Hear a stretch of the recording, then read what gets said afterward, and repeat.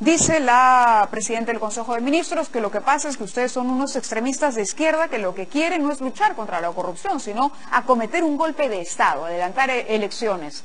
¿Cómo explican ustedes o cómo le respondemos o le responden ustedes a Mercedes Arauz?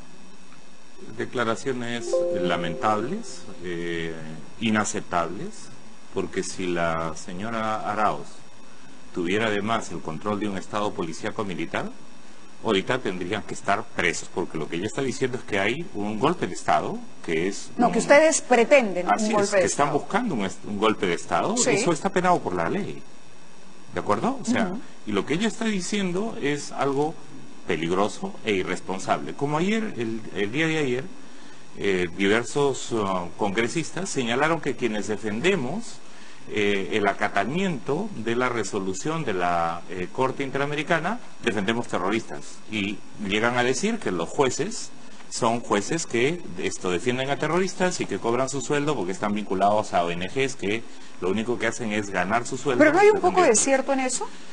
No. Y es inaceptable las declaraciones además que ha hecho el presidente Pedro Pablo Kuczynski de decir el día sábado en un medio radial nacional que detrás de esto está la izquierda violentista. No, detrás de esto, o delante de esto, o claramente a la luz de todos, están los conflictos de intereses, está la corrupción de Odebrecht que ha llegado a salpicar al propio presidente de la República. Están los delitos que habría cometido Pedro Pablo Kuczynski al faltar al Código de Ética Pública, con el conflicto de intereses, porque él estaba explícitamente prohibido por el artículo 8 de la ley del Código de Ética de la Función Pública, la 27815. El artículo 8 prohíbe el conflicto de intereses, prohíbe usar la función pública para hacer negocios. Y en esta primera parte del programa que has expresado, Marilar, de que era imposible que no conociera, como él fue a mentir en el Congreso, a decir que él no sabía, en todo caso, que podía haber sido un error, un descuido, incluso llegó a decir, porque en realidad no solo están los contratos, están las transferencias de dinero que le han hecho. Sí, las transferencias también están, claro. Lo que sucede es que el presidente había dicho que las transferencias se producen por la gestión de Sepúlveda y que Sepúlveda es el hombre que maneja la empresa. Pero la gestión de Sepúlveda sobre un contrato sobre inversión pública cuando él era ministro, jefe de Proinversión Ministro. Pero el presidente responde y dice, yo no sé a qué se debe ese monto. Es decir, Sepúlveda gestionó, pudo haber sido procedente de esto, pudo ser de otro negocio que hizo Sepúlveda, etcétera. Toledo dice que él no sabía lo que hacía Maimon, ¿verdad? Y Alan García dice que no sabía lo que hacía los por eso funcionarios nosotros del hemos mostrado los Ministerio contratos. de Transportes. Lo importante aquí para nosotros es que los contratos sí establecen un vínculo entre el BCP, un vínculo además inexplicable, porque el BCP puede hacer el trabajo que hizo en conjunto con Westfield. Entonces, ¿cuál era la necesidad de contratar a Westfield? La necesidad, el que piensa mal, es que lo contrató porque el ministro de Economía en ese momento era el accionista único de Westfield. Lo que hay que decir claramente es que el presidente Kuczynski, para comenzar, no había ninguna muralla china, ahí no había ni papel cometa entre Westfield y sus intereses como funcionario público, su responsabilidad como funcionario público. Aquí lo que ha ocurrido es que el presidente tiene una larga tradición de haber usado la función pública para sus negocios privados.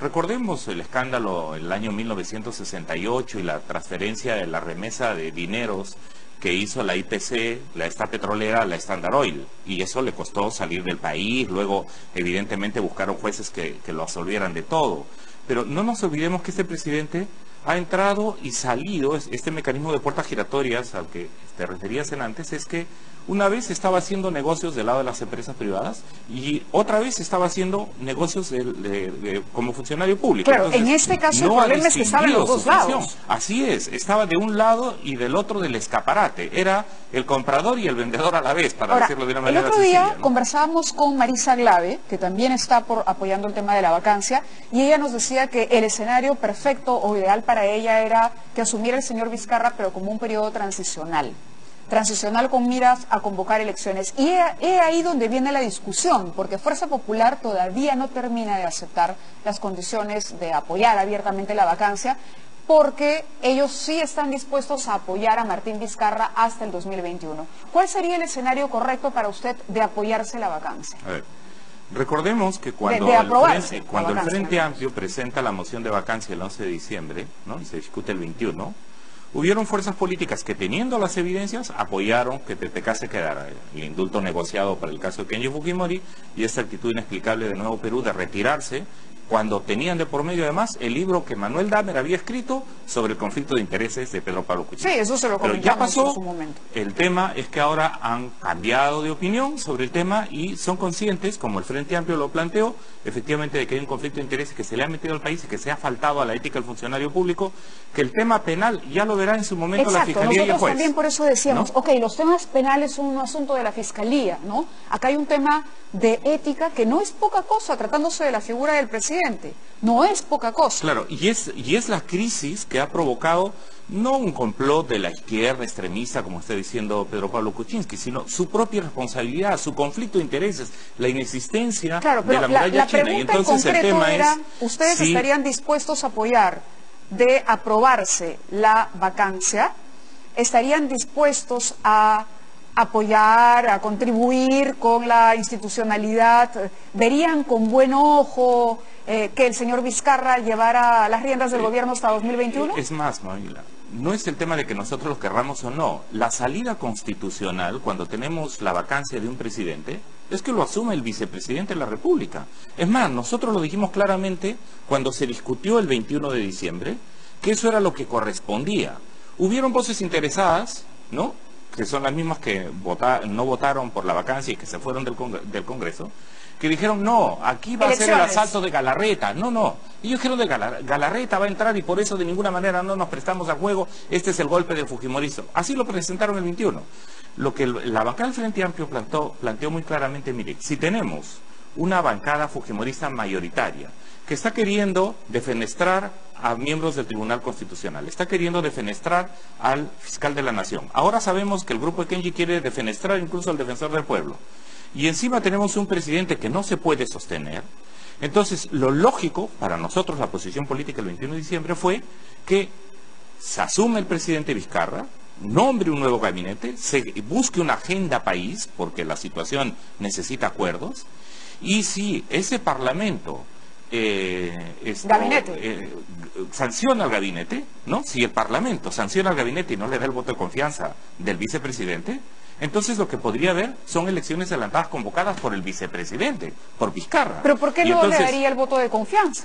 Porque el fujimorismo, no nos olvidemos, ha estado buscando y ha estado usando su mayoría. Pero el señor Becerril ha estado aquí sentado y ha dicho, nosotros apoyamos a Vizcarra, veo que Vizcarra es mejor, lo ha dicho. Es más, le preguntamos, usted primero habló mal de Vizcarra en el tema chinchero y ahora Vizcarra presidente. Es que el problema en la política, lo que está ocurriendo, Mamila, es que, y esto la ciudadanía lo tiene que saber, dicen una cosa y hacen otra. ¿Adelantar elecciones? ¿Eso es lo que quiere la izquierda o quiere...? Yo lo que te puedo responder es por Frente Amplio, ¿no? ¿Qué quiere Nuevo Perú? No lo sé, porque en diciembre querían defender a PPK. Ahora están señalando, como nosotros lo dijimos el 21 de diciembre, que quien debería asumir la vicepresidencia es el vicepresidente, el señor Vizcarra.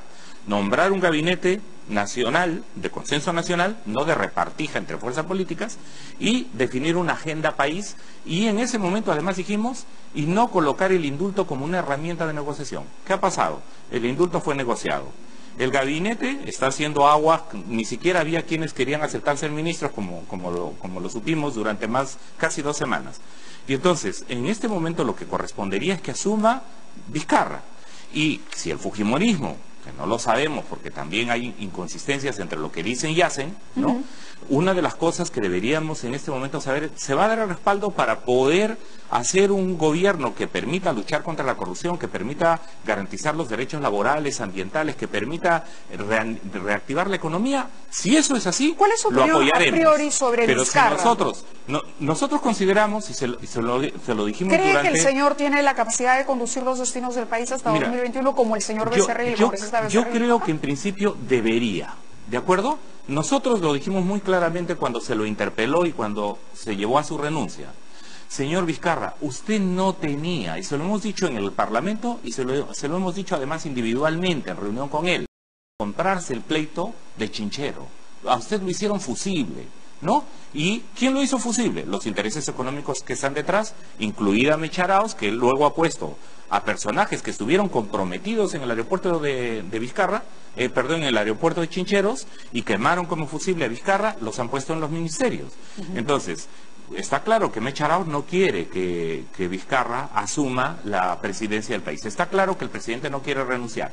Entonces, lo lógico sería que efectivamente el vicepresidente, en función de un acuerdo multipartidario en el Congreso, si el presidente no quiere renunciar, se vaque. Asuma el vicepresidente, plantee una agenda país, plantee un nuevo gabinete y efectivamente insistir en el tema de que se haga un buen gobierno y insistir en el tema de que el fujimorismo deje de complotar contra el Tribunal Constitucional, contra el Ministerio Público, contra el Defensor del Pueblo, como lo están haciendo, en este momento incluso con el tema de la sentencia de la Corte Interamericana de Derechos Humanos, y darle un respiro para poder gobernar. Ahora, nosotros decimos claramente, si, como creemos, el Congreso, dominado por la fuerza del fujimorismo, va a constituir una fuerza permanente de desestabilización, de imposición de la agenda de Keiko Fujimori, que no aceptó haber perdido las elecciones, entonces se convocarán a nuevas elecciones. Nosotros prevemos el escenario de nuevas elecciones en un contexto en el que el fujimorismo sigue siendo una fuerza que desestabiliza e impone su mayoría. Lo que buscan no es elecciones adelantadas y cambio de la Constitución. Nosotros lo hemos dicho en campaña antes, lo seguimos diciendo y lo planteamos ahora. Tiene que haber la vacancia del presidente, que asume el vicepresidente, que pueda haber una agenda nacional y un nuevo gabinete. Si esas condiciones no se respetan, vamos nosotros a exigir elecciones adelantadas, no vamos todos. Ese parlamento que está sirviendo de encubrimiento para Alan García, para Keiko Fujimori, ese parlamento que está queriendo defenestrar al Ministerio Público cuando quiere investigar a Keiko Fujimori, al señor Ramírez o Alan García, ese parlamento que está queriendo además defenestrar miembros del Tribunal Constitucional, ahora el Defensor del Pueblo. Si ese Parlamento sigue comportándose de esa manera, para nosotros de manera consecuente, vamos a nuevas elecciones. Y estamos diciendo, en esas nuevas elecciones, ha dicho que lo va a invitar, que lo va a convocar. Nosotros en nuevas elecciones decimos, además, nueva Constitución. ¿Ve bien esa convocatoria con Goyo Santos? ¿Iría con Goyo Santos a una plataforma electoral? Las izquierdas, como toda fuerza política, pueden juntarse. Lo que pasa es que nosotros decimos claramente desde el Frente Amplio, podemos combatir la corrupción si tenemos nosotros sobrecargas y indicios, denuncias, testimonios serios de corrupción como las tiene Gregorio Santos. Momento, cuidado. O sea, nosotros lo que estamos, eso en todo caso es algo que Verónica Mendoza tendrá que ver, pero nosotros decimos claramente, Santos ha dicho en el caso, que lo va a convocar, nosotros hemos dicho claramente, que quiere hablar con nosotros primero, se lo hemos dicho antes, se lo decimos ahora, lo dije cuando lo visité una vez en la cárcel, se lo he dicho públicamente, se lo he dicho a su fuerza política, resuelve tus problemas judiciales. Y luego hablamos. Y luego hablamos, muy bien. ¿De acuerdo? Y entonces, no podemos en el país, y eso para nosotros es sagrado, Mávila, la corrupción caiga quien caiga, si son de izquierda, de centro, de derecha, uno no puede decir, a mis corruptos no los toques, ¿no? Porque eso sería terrible para el país, nos lleva a una parálisis económica, nos lleva a los niveles de descontento que hay. Creemos que el debate sobre una constitución que ponga como prioridad los derechos sociales, los derechos laborales, los derechos ambientales, para nosotros, sí, y lo hemos planteado antes, lo planteamos en esta crisis y lo seguiremos defendiendo democráticamente. Muy bien, congresista, nos gana el tiempo, le agradezco su presencia en el programa, vamos a la pausa y regresamos.